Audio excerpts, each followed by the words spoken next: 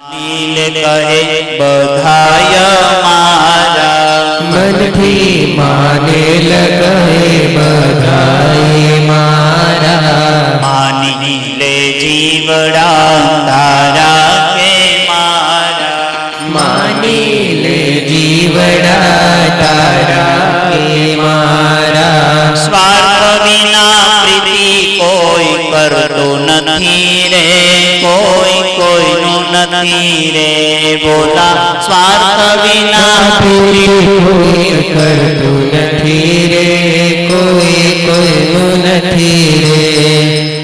થાય છે સ્વાર્થ વિના પ્રીતિ? હે ઘરના એક સભ્ય સાથે આપણો સ્વાર્થ છે.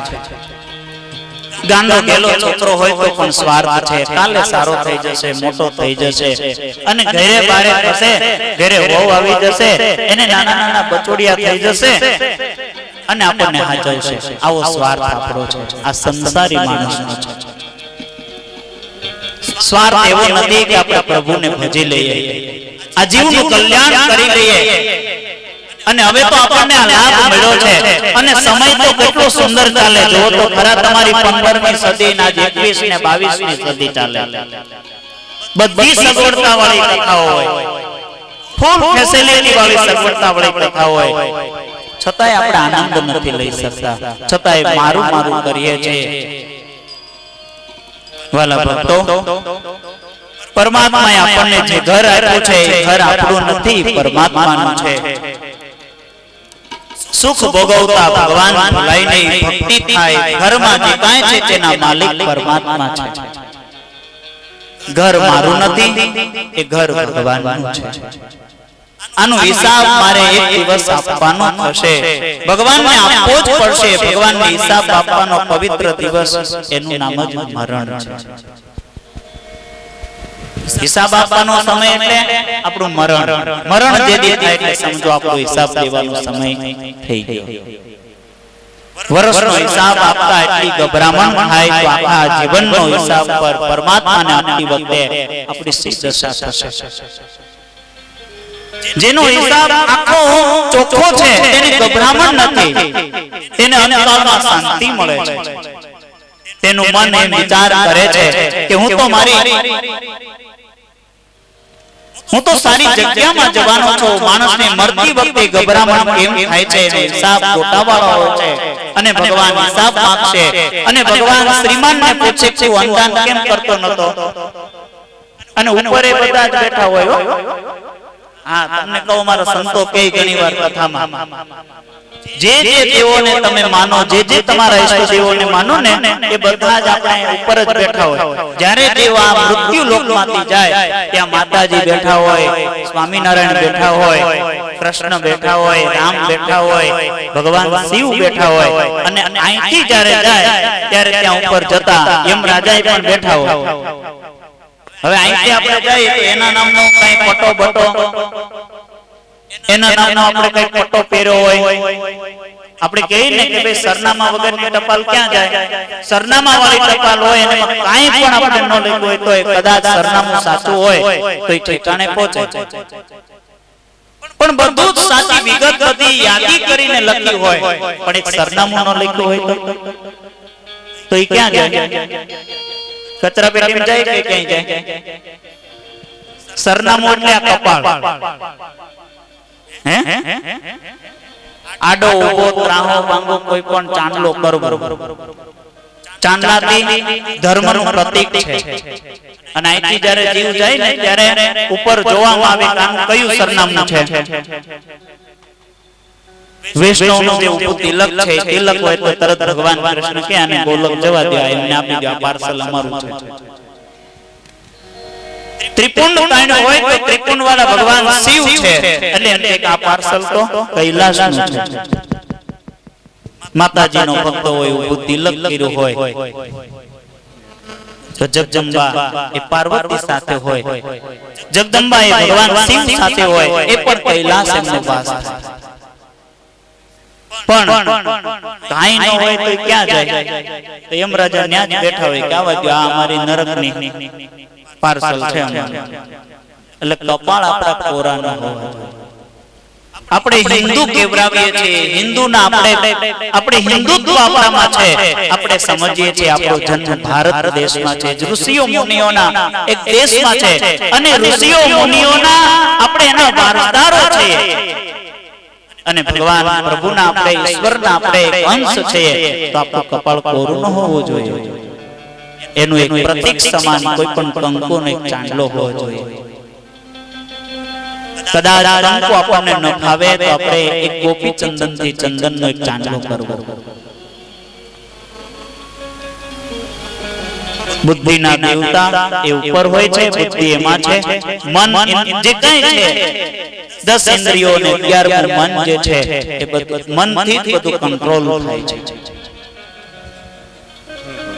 તો વિવેક કે આપણે આ બધું ગભરામણ જે થવાની હિસાબ દેવાની, એટલા માટે શ્રીમાનને ભગવાન પૂછે છે કે અંદાન કેમ કરતો નથી, પરંતુ ગરીબને પણ તે ભગવાન પૂછે કે મેં તને આંખ આપી હતી તેથી આંખથી તે શું કર્યું, મેં તને મન આપ્યું તેનાથી તે શું કર્યું. પરમાત્માએ તન ધન આપવામાં વિષયમતા કરી નથી, પણ મન તો સૌને એક જ સરખું આપ્યું છે. તન અને ધનમાં કદાચ ભગવાને આપણને વિષયમતા કરી, પણ મન તો દરેકને એક સરખું આપ્યું છે. માટે વિવેકથી વ્યવહાર કરો અને વિવેકથી વ્યવહાર કરવા અને ભક્તિ કરવા માટે ઇન્દ્રિયો આપી છે. પણ અંતકાળમાં જીવ ગભરાય છે, તેનું કારણ તેને બધા પાપ દેખાય છે. એટલે આપણે કહીએ છીએ ને કે પાપ એનું પીપળે જઈને પુકારશે. અંતકાળમાં જીવને પુણ્ય યાદ આવતો નથી. કોઈ માણસને પુણ્ય યાદ આવી જાય એટલું પણ યાદ આવે એકવાર હું દ્વારકા ગયો હતો, મેં દ્વારકાનાથના દર્શન બરાબર કર્યા હતા, મેં ભગવાનના ચરણોમાં તુલસીજી અર્પણ કર્યા હતા, તો એનો બેડો પાર થઈ જાય. એટલા માટે તો ભગવાન સ્વામિનારાયણે સુંદર મજાના ઉત્સવની વ્યવસ્થાઓ કરી. તમને એમ થતું હશે કે આ સ્વામિનારાયણ સંપ્રદાય વાળા ઉત્સવો ખૂબ સારા જબરા ખાવા સાથેના લાડવા વાળા ઉત્સવ કરે, પણ એમાં ભગવાનની એવી સુંદર એક આજ્ઞા છે એમના વચનામૃતમાં કે આ ઉત્સવ સમયમાં જે કોઈ ભક્તો આવે એને ત્યાં સાધુના, બ્રહ્મચારીઓના, મહાપુરુષોના, આચાર્યોના દર્શન થશે અને એ આખી જિંદગી એને કાંઈ ન કર્યું હોય અને કદાચ એક ઉત્સવમાં ખાલી કોઈ સાધુનું નામ અથવા સાધુની સાથે હેત થયું અને એ ખાલી અંતકાળમાં જો યાદ આવી જાય ને તો એને ઉત્સવ રૂપમાં એને ભગવાન યાદ આવી જાય કે હું એક વખત ભગવાન સ્વામિનારાયણના કોઈ ઉત્સવમાં ગયો હતો. અરે અત્યારના વર્તમાન આપણે આજના સમયમાં લ્યો, બસ આ કથામાંથી કોઈ પણ એક શબ્દ તમને અંતકાળે જો યાદ આવી જાય ને તો પણ આપણો બેડો પાર થઈ જાય. માનવ પાપ કરે ત્યારે બહુ સાવધાન થઈને કરે છે અને પુણ્ય કરે છે ત્યારે ગાફલ હોય છે. પાપ કરે છે ત્યારે કાળજી રાખે છે મારું પાપ જાહેર થાય નહીં, પાપ કરે છે ત્યારે ખૂબ સાવધાન થઈને કરે. પુણ્ય કરે છે ત્યારે અભિમાન હોય છે, ગાફલ હોય તેથી અંતકાળમાં એને પુણ્ય યાદ આવતું નથી. પાપ યાદ આવે છે અને પાપ યાદ આવે ત્યારે જીવ ગભરાય, હવે મને માર પડશે અને સજા થશે. જેને બીક લાગે છે તેને પાપ બહુ કર્યા હોય છે. ભયનું કારણ પાપ છે અને ભગવાનની ભક્તિ કરે છે તે પાપ છોડે છે અને નિર્ભય થાય છે. ભક્તિ બરાબર કરે છે ત્યારે અનુભવ થાય કે ભગવાન મારી સાથે છે. માનવ ભક્તિ કરે અને જો એને બીક લાગે તો માનજો એની ભક્તિ કાચી છે અને ભક્તિ કરનાર નિર્ભય હોય છે. તાપત્રય વિનાશાય, આદિ ભૌતિક, આદિ દૈવિક અને આધ્યાત્મિક ત્રણેય પ્રકારના તાપનો નાશ કરનારે પરમાત્માનું શ્રી કૃષ્ણનું શરણ લે છે. જે ઈશ્વર આ જીવ ઈશ્વરનો થાય અને નિર્ભય બને, રાજાના ઘરનો સિપાઈ અકળમાં ચાલે છે તેમાં જીવ જ્યારે પુરુષોત્તમ પરમાત્માનો થાય ત્યારે તે નિર્ભય બને. હું કોઈનો પતિ નથી, હું કોઈની પત્ની નથી, ભગવાન મારા છે, હું ભગવાનનો છું એવું જે જાણે તે નિર્ભય બને છે. એને કાળની બીક લાગતી નથી. પરીક્ષિત રાજા અંતકાળમાં બોલ્યા, હવે મને તક્ષકનો ડર નથી. ભાગવતની કથા સાંભળનારના મનમાં કોઈ શંકા પણ રહેતી નથી. સમાપ્તિમાં સુખદેવજી મહારાજ એવું બોલ્યા કે રાજન સમય થયો, હજી તારા મનમાં કોઈ શંકા હોય તો પૂછી લે, હું કથા કરીશ, હું બેઠો છું ત્યાં સુધી તક્ષક નહીં આવે. દરેકને 7 દિવસમાં જવાનું છે. 7માં કોઈ પણ વાર નક્કી છે, કોઈ પણ તારીખ તો બરોબર, પણ વાર નક્કી છે. કોઈને મંગળવાર કે કોઈને બુધવાર કે કોઈને સોમવાર કે કોઈને રવિવારની રજામાં જવાનું થશે. પછી હું હોઉં કે તમે હોય, કોઈ અમર પટ્ટો લઈને આવ્યા નથી. એટલા માટે તો મહાપુરુષ સુખદેવજી મહારાજ કહે કે રાજા, જ્યાં સુધી હું અહીં બેઠો છું ત્યાં સુધી તક્ષક નાગ અહીં નહીં આવી શકે. કારણ કે કદાચ આવે તો મારી નજર પડતાયનું ઝેર પણ ઉતરી જશે, અમૃત બની જશે. મેં બ્રહ્મ દ્રષ્ટિ સ્થિર કરી છે. સુખદેવજી માત્ર જ્ઞાની છે એવું નથી, એમની બ્રહ્મ દ્રષ્ટિ સ્થિર છે. જેને કમળાનો રોગ થયો એને બધું જ પીળું દેખાય, એને બીજો કોઈ રંગ દેખાતો નથી. એક રોગમાં જો એવી શક્તિ છે તો રોગ થયા પછી આખું જગત પીળું દેખાય. તો જેની બ્રહ્મ દ્રષ્ટિ સ્થિર થઈ છે, જેને સર્વત્ર પરમાત્મા દેખાય, જગત દેખાતું નથી, એની શક્તિ કેવી હશે? એ સ્ત્રી હોય કે પુરુષ હોય, એને બ્રહ્મ દ્રષ્ટિ સ્થિર કરી કે પુરુષ અને સ્ત્રીનો જરાય એને ભેદ નથી. સુખદેવજી મહારાજે આમ કહ્યું ત્યારે પરીક્ષિત મહારાજ બોલ્યા, મારા મનમાં હવે કોઈ શંકા નથી. ભાગવતની કથા એવી મધુર છે, સાંભળ્યા પછી મનમાં કોઈ શંકા રહેશે નહીં. કેટલાક લોકો તો પ્રશ્ન પૂછે કે જે લોકો વધારે પ્રશ્ન પૂછે છે ને તે ઘણા ભાગે પ્રભુના નામનો પ્રેમથી જપ કરતા નથી. પરમાત્માની પ્રેમથી પૂજા કરતા નથી. પ્રેમથી પરમાત્માની સેવા પૂજા કરે તેને પરમાત્મા બધું સમજાવે છે. પ્રશ્ન તે પૂછે કે શાંતિથી કથા સાંભળતો નથી. કથા શાંતિથી સાંભળો તો જ આપને સમજાય. બાકી મન ઘેરે હોય કે બુટ ચંપલમાં હોય તો કઈ કથા આપણા મગજમાં કે આપણામાં ઉતરે નહીં. આ બહાર એટલા માટે બે ત્રણ રાખ્યા છે, કારણ કે કાનમાં હોલ એટલા માટે જ રાખવામાં આવ્યા કે અંદર ડાયરેક્ટ ઉતરે. ઘણા તો ડાયરેક્ટ જ બાયપાસ કરે. આ કાનેથી સાંભળ્યું સીધા બીજા કાને કાઢી દે. બપોર પછી મારે પૂછવું છે ને કોને કેટલું ખાયું છે, કેટલું યાદ રહ્યું પૂછવું છે.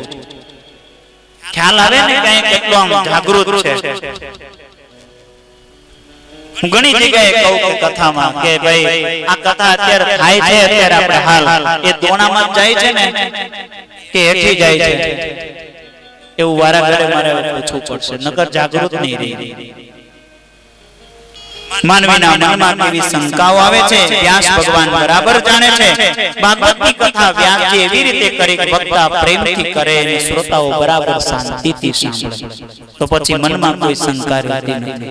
કોઈ વખત કથામાં તમને અનુભવ થશે કે આજની કથા મારા માટે હતી, મને આ પૂછવાની ઈચ્છા હતી, મારી શંકાનું સમાધાન થયું. વાલા ભક્તો, આ દિવ્ય કથા એટલી સુંદર છે. આપણો આજનો પ્રથમ સત્ર અહીં પૂર્ણ કરવા જઈ રહ્યા પહેલા, કારણ કે ઘડિયાળની સોયના સ્થાન ઉપર પહોંચી ચૂકી છે. એટલા માટે આપણું મહાત્મ્યની જે કથા, મુખ્ય કથા ભાગવતજીની મહાત્મ્યની એ કથાને આપણે બપોર પછી 3:30 વાગે રાઈટ એ કથા ચાલુ થશે. અને એ 3:30 વાગે તમે કદાચ આવો કે ન આવો, પણ હું મારા રાઈટ ટાઈમે હું આવી જઈશ. મારી કથા ચાલુ થઈ જશે, શ્રવણ અહીંથી ચાલુ કથા થઈ જશે. એટલા માટે તમારે તમારું સ્થાન તમારી રીતે યથાયોગ્ય સંભાળી લેવું. આપણો કથાનો રોજનો ટાઈમ સવારના 8:30 થી 11:30 રહેશે અને સાંજના સમય બીજા સત્રનો આપણો એ 3:30 થી 6 વાગ્યા સુધીનો આપણે કથાનો ટાઈમ રહેશે. ખાસ બધાએ આ કથાના સમયનો નોંધ લેવો. અત્યારે કથાને વિરામ આપો એ પહેલા 2 મિનિટ હરિ નામ સંકીર્તન. સ્વામી નારાયણ નારાયણ નારાયણ, સ્વામી નારાયણ નારાયણ નારાયણ, સ્વામી નારાયણ નારાયણ નારાયણ, સ્વામી નારાયણ નારાયણ નારાયણ, સ્વામી નારાયણ નારાયણ નારાયણ, સ્વામી નારાયણ નારાયણ નારાયણ,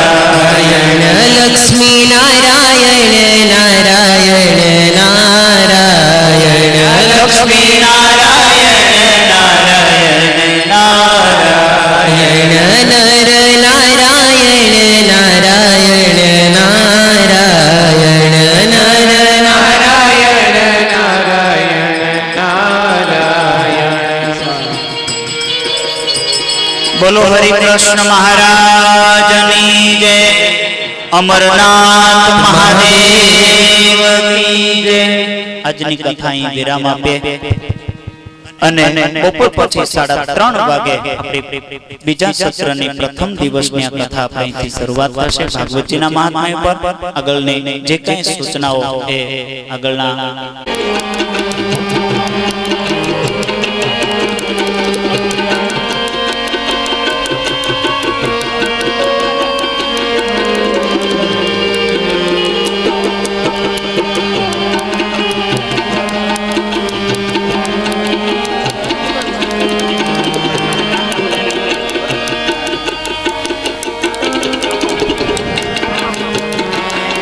वाला बड़ा भजनो नारायण स्वामी नारायण स्वामी नारायण हरे हरे स्वामी नारायण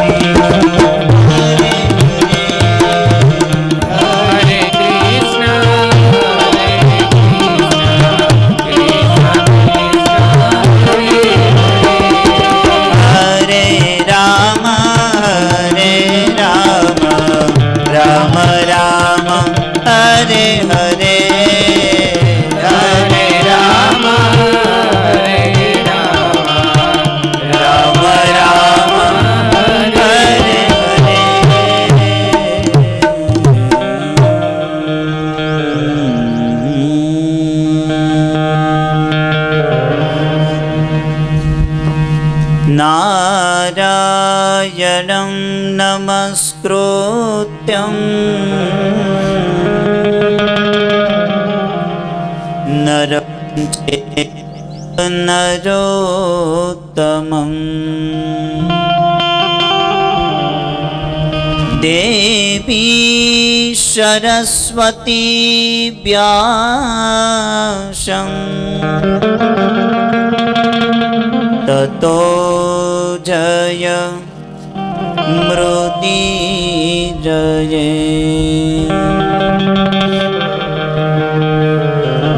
વક્રતુંડ મહાકાય સૂર્યકોટિ સમપ્રભ નિર્વિઘ્नं કુરુ મે દેવ શુભકાર્યેષુ સર્વદા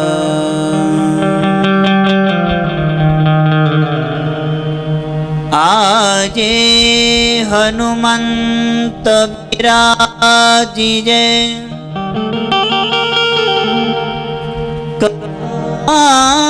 કહુમતિ અનુસાર પ્રેમ સહિત ગાદી ધરો બિરાજીએ પવન કુમાર. બોલો સ્વામિનારાયણ ભગવાનની જય. શ્રી હરિ કૃષ્ણ મહારાજની જય. શ્રી બાલકૃષ્ણલાલની જય. શ્રી રામચંદ્ર ભગવાનની જય. શ્રી અમરનાથ મહાદેવ કી જય. શ્રી વિઘ્ન વિનાયક દેવની જય. શ્રી કષ્ટભંજન દેવની જય. ઓમ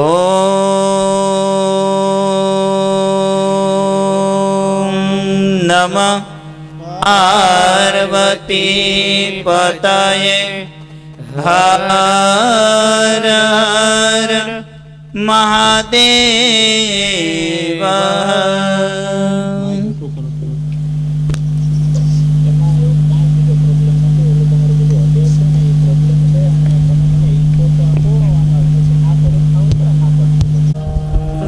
શ્રૂયતામ દેવદેવેશ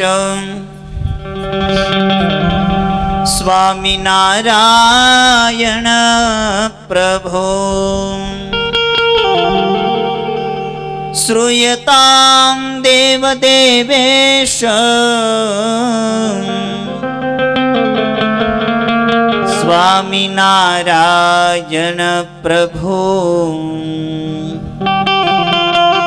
ત્વદીયેનાવધાનેન કથયિષ્યે શુભા કથા. કથયિષ્યે શુભા કથા. કથયિષ્યે શુભા કથા.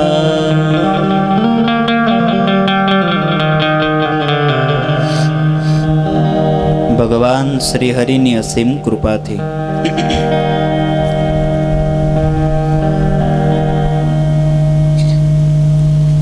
પવિત્ર ગંગા નદીના કિનારે પરમ પૂજ્યપાદ સુખદેવજી મહારાજ રાજા પરીક્ષિતને દિવ્ય ભગવાનના મહાત્મયના ચરિત્રોની કથા કહી રહ્યા છે.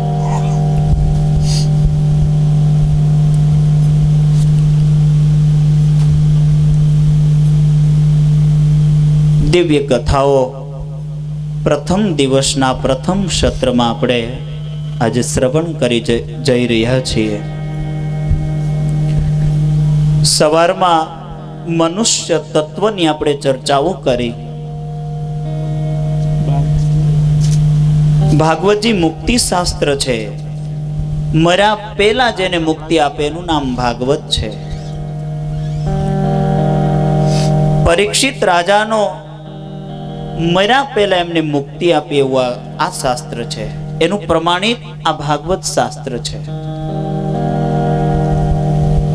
ભાગવતમાં કેવળ જ્ઞાન અને ભક્તિનું વર્ણન આવે એવું નથી.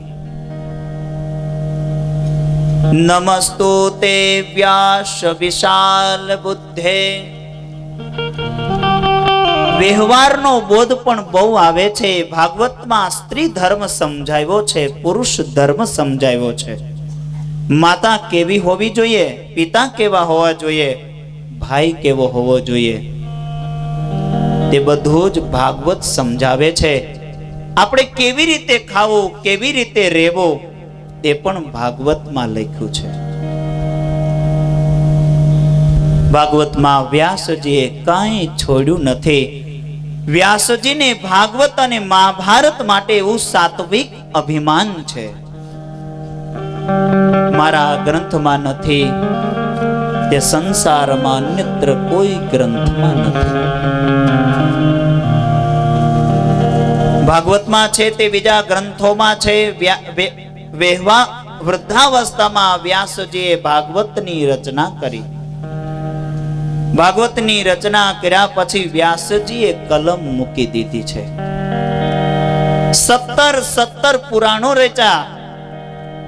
પ્રથમ સ્કંદમાં કથા આવશે, એમને ચિંતા થાય છે. થોડી ક્ષણમાં એ કથા આવશે. આપણે હવે મારે કાંઈ બોલવું નથી, લખવું નથી. પ્રભુએ મને જે કાંઈ આપ્યું હતું તે જરા પણ સંકોચ રાખ્યા વિના સમાજ સેવામાં મેં સમર્પિત કરી દીધું. ભાગવતની કથા તમને નિસંદેહ બનાવશે, તમારા સ્વરૂપનું તમને ભાન કરાવશે. ભાગવતની કથા તમને પરમાત્માના દર્શનની આંખ આપશે, પરમ પ્રેમનું દાન કરશે. ભાગવતની કથા તમારા સ્વભાવને સુધારશે. ભાગવતની કથા મરણને પણ મંગલમય બનાવશે. ધ્રુવજીના આખ્યાન, અજામિલની કહાની, આ બધી જ કથાઓ આ ભાગવતજીમાં આવે છે. આ કથા અતિ દિવ્ય છે. ભાગવતના આરંભમાં પૂજન માટે વ્યાસજીએ ગણપતિજીનું આવાહન કર્યું છે. ગણપતિ મહારાજ પ્રગટ થયા. વ્યાસજીએ કહ્યું, મારે ભાગવત શાસ્ત્રની રચના કરવી છે, પણ લખશે કોણ? ગણપતિજી કહે, હું લખવા તૈયાર છું, પરંતુ એક ક્ષણ પણ નવરો નહીં રહું. એક ક્ષણ હું નવરો નહીં રહું. અને નવરો બેસીશ નહીં. ગણપતિજીનું વાહન ઉંદર છે. ઉંદર એ ઉદ્યોગનું પ્રતીક છે. ઉંદરનું કામ સતત કટિંગ કરવાનું કામ, રાત અને દિવસ, એટલે એને ઔદ્યોગિક કહેવામાં આવે. ઉદ્યોગ ઉંદર ઉપર બેસે, ઉદ્યોગ કરે, રિદ્ધિ સિદ્ધિ તેની દાસી થાય. સતત ઉદ્યોગ કરો, એક ક્ષણ પણ ઈશ્વરના ચિંતન વગર બેસો નહીં. સવારે પૂજન થયું, ભગવાનની પૂજા થઈ, આખો દિવસ ઘરના વ્યવહારમાં આપણે કાઢ્યું. જે નવરો બેસતો નથી તેનું અમંગલ થતું નથી. પ્રત્યેક કાર્યમાં આરંભમાં ગણપતિજીની પૂજા કરવામાં આવે છે. ગણપતિજીનું પૂજન કરવું એટલે જીતેન્દ્રિય થવું. ગણપતિ વિઘ્નહર્તા છે. ગણપતિએ વ્યાસજીને કહ્યું, એક ક્ષણ પણ નવરો નહીં બેસું, તમારે 24 કલાક કથા કરવાની છે. ત્યારે વ્યાસજીએ કહ્યું, જે બોલું તે યોગ્ય છે, અયોગ્ય છે તેનો વિચાર કરીને તમારે લખવાનું. નવરો નહીં બેસો. આ બધી જે વાતો થઈ એમાં વ્યાસજીએ વિશાલ બુદ્ધિ છે. નમસ્તુતે વ્યાસ વિશાલ બુદ્ધિ, કારણ કે એમાં બુદ્ધિ ખૂબ છે વ્યાસજીમાં. એટલે બુદ્ધિપૂર્વક ગણપતિજીને એવું સરસ કર્યું. ગણપતિ મહારાજ થયા લેખક અને વ્યાસજી થયા એ વ્યાસજી થયા વક્તા. 100 શ્લોક થાય એટલે વ્યાસજી કુટ શ્લોક મૂકી દે. જેનો વિચાર કરવામાં ગણપતિજીને સમય લાગે ત્યાં સુધીમાં આ વ્યાસજી પોતાના બીજા સર્વે કાર્યો પતાવી લે છે. જેમ કે વર્ણન આવે છે કે ચિત્રકૂટ રાજાએ 1 કરોડ રાણીઓ હતી. આ ચિત્રકૂટ એટલે કોણ? ચિત્રકેતુ એટલે કોણ? કરોડ રાણીઓનો અર્થ શું? ગણપતિજીને વિચાર કરવો પડે. ઋષિઓને અપરોક્ષતા બહુ પ્રિય છે. આ અપરોક્ષ વાક્ય અર્થમાં ઘણું બધું કહી દીધું છે. સંસારના વિષયોમાં મનમાં રાખે છે તે ચિત્રકેતુ છે. સંસારના વિષયો એ મનમાં રાખે એટલે એનું નામ ચિત્રકેતુ છે. સર્વે ચિત્રો જેનમાં મનમાં પેસી ગયા છે તે ચિત્રકેતુ છે. તે મન જ્યારે સંસારમાં તન્મય બને ત્યારે તેની વૃત્તિઓ કરોડ ગણી બને છે. એટલે તે કરોડ રાણીઓ સાથે રમણ કરે છે એવું લખ્યું છે. હવે કથાનો આરંભ કરે છે. અનેક પુરાણોમાં મહાત્માની કથા આવે છે. પદ્મ પુરાણમાં હવે ભાગવત મહાત્માનો પ્રારંભ થયો છે. સચ્ચિદાનંદ રૂપાય શ્રી કૃષ્ણાય વયમ નમઃ. કથાના પ્રારંભમાં શ્રી કૃષ્ણના ચરણમાં વંદન કર્યું છે. વંદન તે કરે જે ભગવાનના ચરણના દર્શન થાય છે. દર્શન પછી વંદન થાય. પહેલા દર્શન થાય પછી વંદન થાય. વંદન કેવળ શરીરની ક્રિયા નથી, હૃદયનો ભાવ છે. જે ભાવથી ભગવાનના દર્શન કરે છે.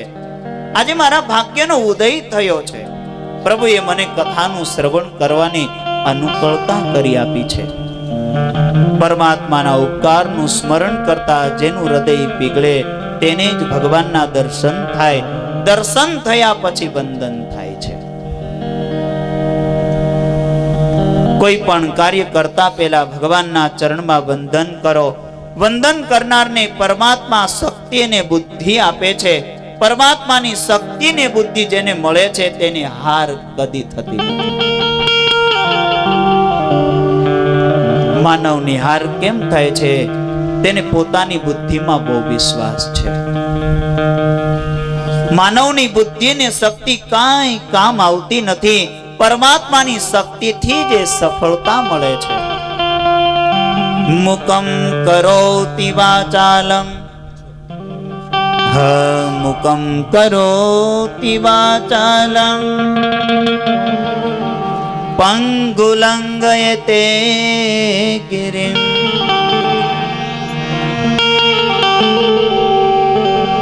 મુકમ કરોતિ વાચાલમ